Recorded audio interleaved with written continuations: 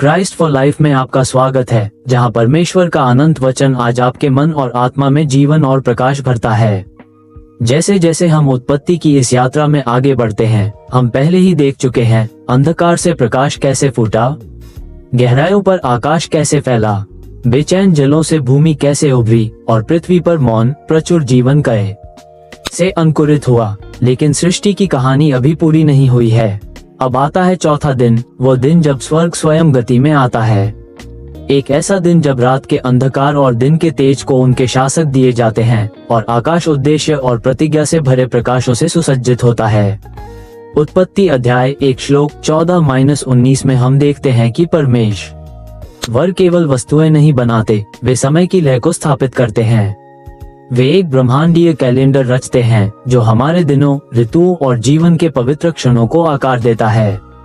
फिर परमेश्वर ने कहा, आकाशमंडल में ज्योतियां हों जो दिन और रात में भेद करें, वे संकेतों, समयों, दिनों और वर्षों के लिए हों। और वे पृथ्वी पर प्रकाश देने के लिए आकाशमंडल में हों। और ऐसा ही हुआ। कल्पना कीजिए, आकाश का विशाल अंधकारपूर्ण कैनवास अचानक प्रकाश से भर उठता है। यहाँ इब्रानी शब्द है मयोरोट, यानी प्रकाश के वाहक। ये कोई आत्मप्रकाशी देवता नहीं है जैसा कि प्राचीन मिस्री सूर्य पूजन में माना जाता था। नहीं, ये परमेश्वर की महिमा को प्रतिबिंबित करने वाले रचे गए स्तंभ हैं, दिशा दिखाने वाले, शासन करने वाले और उसकी महिमा को प्रकट करने वाले प्रकाश स्तंभ। परमेश्वर केवल स्वर्ग को भर नहीं रहे, वे उसे व्यवस्थित कर रहे हैं। सूर्य, चंद्रमा, तारे, प्रत्येक को रचा गया है इस भव्य सृष्टि आराधना के भीतर अपनी अपनी भूमिका निभाने के लिए। और परमेश्वर ने 2 बड़े प्रकाश बनाए, बड़ा दिन के लिए और छोटा रात के लिए शासन करने को। और उसने तारों को भी बनाया, सूर्य जो ऊष्मा और जीवन का आधार है, चंद्रमा जो रात का कोमल शासक है, और तारे असंख्य परमेश्वर की प्रतिज्ञाओं की गूंज करते हुए। प्राचीन लोग इन आकाशीय वस्तुओं से भयभीत या उपासना में झुक जाते थे, उन्हें दैवीय शक्ति का स्रोत मानते थे। लेकिन उत्पत्ति एक शांत, क्रांतिकारी सत्य बोलती है, ये देवता नहीं है, ये परमेश्वर की रचना है। यंत्र हैं, मूर्तियां नहीं, रचे गए हैं, दैवी नहीं। पीढ़ियों से कलीसिया के पिताओं ने इस पर आश्चर्य किया है। संत बेसिल महान ने कहा कि तारे अपनी महिमा नहीं, परमेश्वर की महिमा दर्शाते हैं, जैसा कि भजन संहिता 19 में लिखा है। संत ऑगस्टीन ने स्वर्ग की नियमित गति में परमेश्वर की अपरिवर्तनीय विश्वास योग्यता को देखा। पूर्वी परंपरा में आकाश को एक गिरजाघर की तरह देखा जाता है, सूर्य उसका दीपक, चंद्रमा उसकी मोमबत्ती और तारे उसकी सुंदर चित्रकारी। कॉप्टिक कलीसिया में चंद्रमा के घटते बढ़ते रूप को पश्चाताप और पुनरुत्थान की आशा के प्रतीक के रूप में देखा जाता है। पर सुंदरता से आगे भी कुछ है, एक दैवी उद्देश्य। ये प्रकाश संकेतों, ओटोट और समयों, मोडम के लिए बनाए गए हैं, दिनों और वर्षों के लिए। संकेत, इस शब्द में भविष्यवाणी का गूढ़ अर्थ छुपा है। ये आकाशीय शरीर केवल खगोलीय वस्तुएं नहीं, ये परमेश्वर की योजना की ओर संकेत करते हैं। जैसे वह तारा जो बुद्धिमानों को बैतलहम में मसीह बालक तक ले गया। मुअद्दीम, ऋतुएं केवल मौसम नहीं, वे परमेश्वर का पवित्र कैलेंडर हैं। फिसह, पेंतेकोस्त, झोपड़ियों का पर्व, ऐसे क्षण जब स्वर्ग पृथ्वी को छूता है, ऐसे क्षण जब परमेश्वर अपने लोगों को स्मरण, आराधना और आनंद के लिए आमंत्रित करते हैं। जब समय परमेश्वर की व्यवस्था में आता है, वो पवित्र हो जाता है। और परमेश्वर ने उन्हें आकाशमंडल में रखा ताकि वे पृथ्वी पर प्रकाश दें, दिन और रात में शासन करें और प्रकाश और अंधकार के बीच भेद करें। और परमेश्वर ने देखा कि यह अच्छा है। प्रकाश और अंधकार जो पहले बेकाबू थे, अब शासन में हैं। दिन और रात अपनी सीमाओं के भीतर बंधे हुए हैं। स्वर्ग अब केवल सुंदर नहीं, वो व्यवस्थित है। यहाँ इब्रानी शब्द माशाल, शासन करने का अर्थ है नियंत्रण नहीं बल्कि उत्तरदायित्व। प्रकाश समय पर शासन करते हैं, जो मानवता के लिए एक वरदान है। कार्य, विश्राम और आराधना के लिए एक लय। और इस दैवी संरचना के भीतर हमें स्वतंत्रता मिलती है, जीवन व्यवस्था के भीतर फलता फूलता है।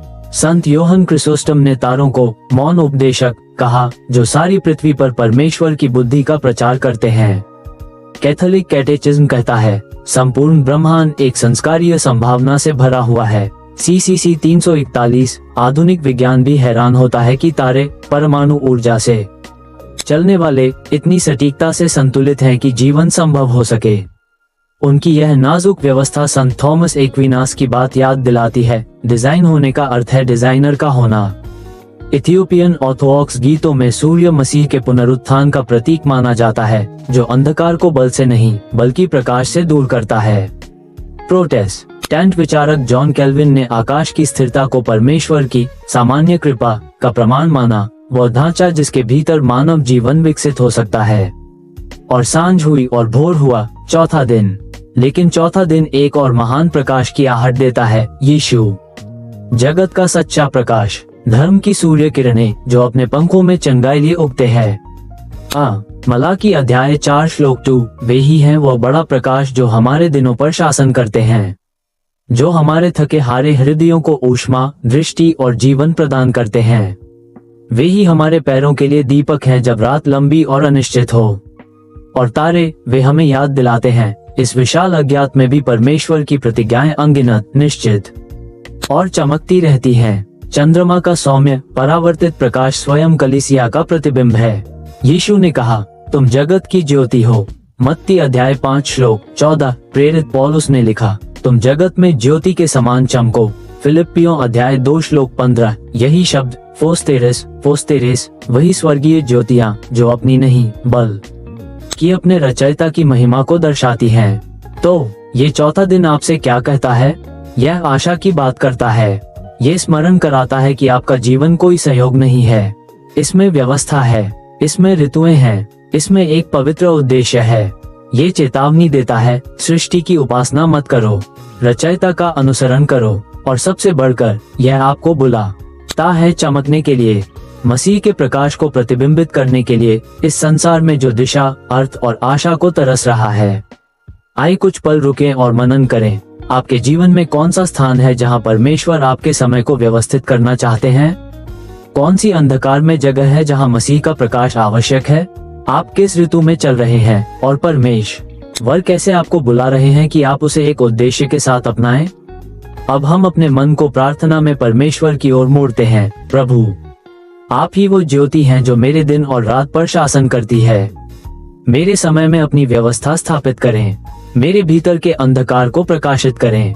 मुझे अपने प्रेम, अपने सत्य और अपने अनुग्रह से चमकने दें। मेरा जीवन आपकी उत्तम सृष्टि का तेजस्वी प्रतिबिंब बन जाए। अगर यह संदेश आपके हृदय को छू गया हो तो कृपया लाइक करें, सब्सक्राइब करें और इसे किसी ऐसे व्यक्ति के साथ साझा करें जो अपनी जीवन ऋतु से गुजर रहा है। और अगर आपको प्रार्थना की आवश्यकता हो तो हम आपके लिए यहाँ हैं। हमें लिखें christforlife143@gmail.com। आपके साथ खड़े रहना हमारे लिए सौभाग्य की बात है। अगली बार हम उत्पत्ति की इस अद्भुत यात्रा में आगे बढ़ेंगे, पद दर पद, और देखेंगे 5वां दिन जब परमेश्वर जल और आकाश को जीवों से भर देते हैं। तब तक उसका वचन बने आपका प्रकाश, उसकी आत्मा बने आपकी अगुवाई, और आपका जीवन मसीह का एक तेजस्वी प्रतिबिंब जाए और उसमें चमकिए।